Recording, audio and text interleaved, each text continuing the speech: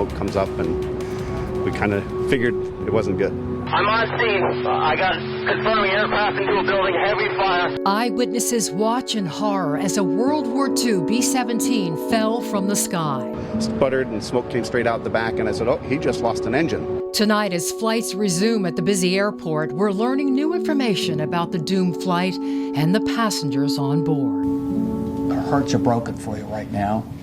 We're doing everything we can. And we begin tonight at 5 o'clock with the B-17 crash at Bradley Airport. This is one of the worst crashes the state of Connecticut has ever seen.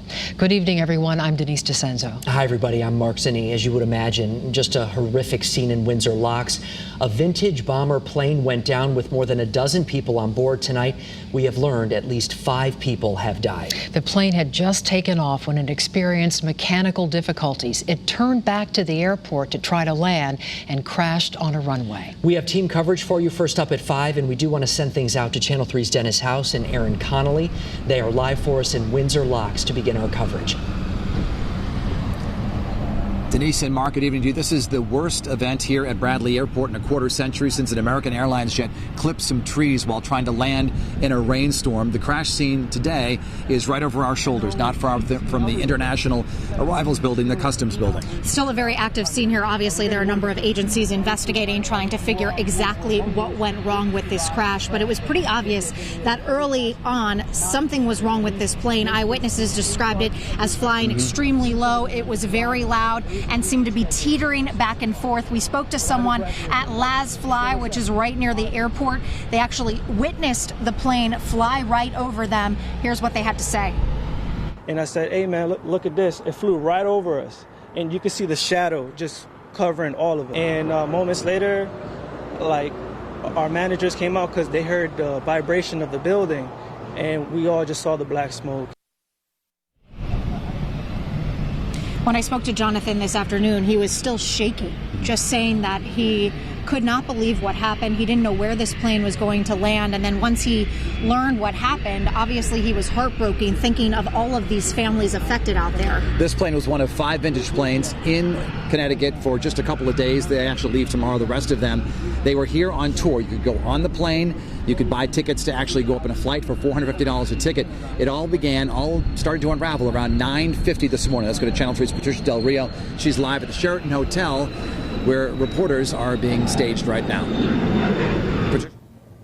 Yes, good evening to both of you. We are in the ballroom of the Sheraton Hotel, which is attached to Bradley International Airport, and we are awaiting a news conference where we're going to try and learn more information about the crash. Now, earlier this afternoon, there was a news conference where the governor and Senator Blumenthal and other officials were here giving us details. And what we learned is that this plane took off about 9:45 from Bradley International Airport. About 5 minutes into the flight, they realized quickly it was losing altitude. They tried to circle round, and the plane crashed. It crashed into a maintenance building and de-icing facility, and there was a civilian in that facility at the time of the crash. As Dennis mentioned, there were 13 people on board this fighter plane. It is 10 people who pay essentially to be on this, and then 3 crew members. This is a World War II plane that was from that era, 75 years old, and it is a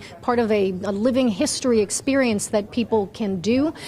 Very fiery crash, and we listened to Commissioner Rovella talk about how badly people were burned and injured, and the gruesome details of trying to figure out who was who.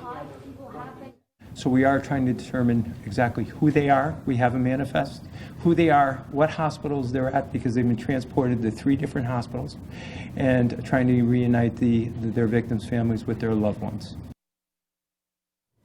So at this point, we're not certain on whether everybody has been reunited, whether families have completely been made aware of who the dead are and who the injured are. That is one of the things we are hoping to learn at this upcoming news conference. But again, 5 people killed in this crash. The National Transportation Safety Board on its way, and the FBI involved. They are now picking through the wreckage, trying to figure out how this happened. We're live at the Sheraton at Bradley International Airport. I'm Patricia Del Rio, Channel 3 Eyewitness News.